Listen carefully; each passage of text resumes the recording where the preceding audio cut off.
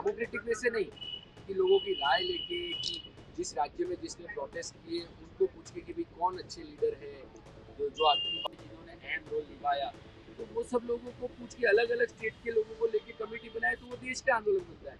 मैं मेरे कॉलेज के 2 फ्रेंड को फाइनेंस का कन्वीनर बना दूँ, इसको ये पोस्ट दे दूँ, तो ये सब चीज़ें देखो आज नहीं तो कल लोग इसके खिलाफ होंगे, इसीलिए हम चाहते हैं कि आंदोलन टूटे नहीं, इसका भरोसा टूटे नहीं, इसलिए शुरू से डेमोक्रेटिक वे में चीज़ें आगे बढ़े।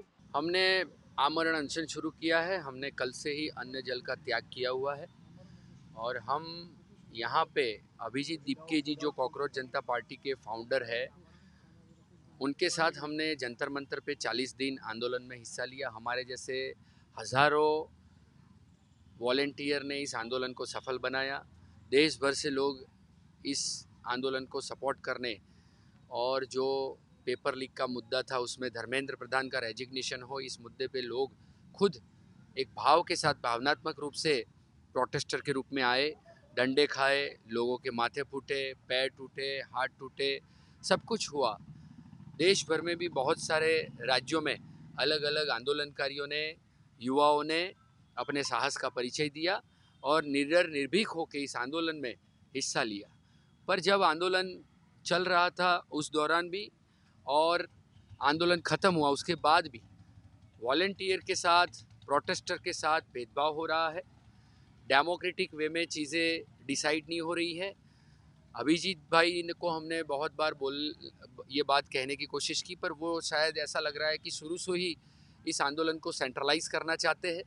वो अपने जो आम आदमी पार्टी के पुराने मित्र थे उन्होंने उनको स्पोक पर्सन घोषित कर दिया। ठीक है, शुरुआत में वो आए तो उनके पास कोई लोग नहीं हो सकते तो उन्होंने अपने दोस्तों को बनाया, फिर उन्होंने उन दोस्तों की जो नॉन लड़कियां थी उनको स्पोक पर्सन बनाया, फिर जो लोग उनके आसपास उनको गाड़ी में छोड़ने जाते थे, उनके आसपास रहते थे, ऐसे वॉलेंटियर को इन्होंने कल एक टीम भी डिसाइड कर ली, उसमें उन्होंने शामिल भी कर दिया।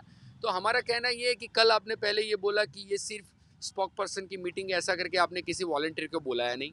जो वॉलेंटियर वहाँ पे थे उनसे बात हुई तो वो भी बोले हम भी कोई जा नहीं रहे।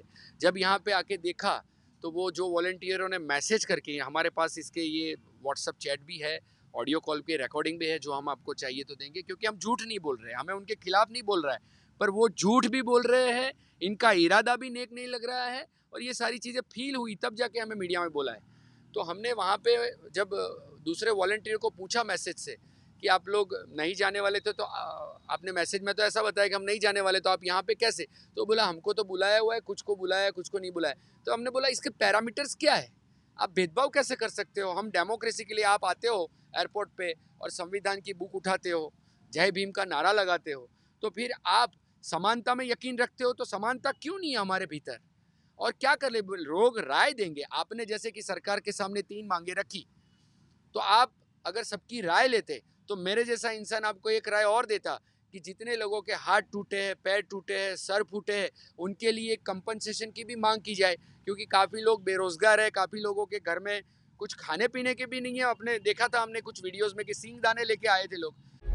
प्रभातखबर.com, विश्वास वही, रफ्तार नहीं।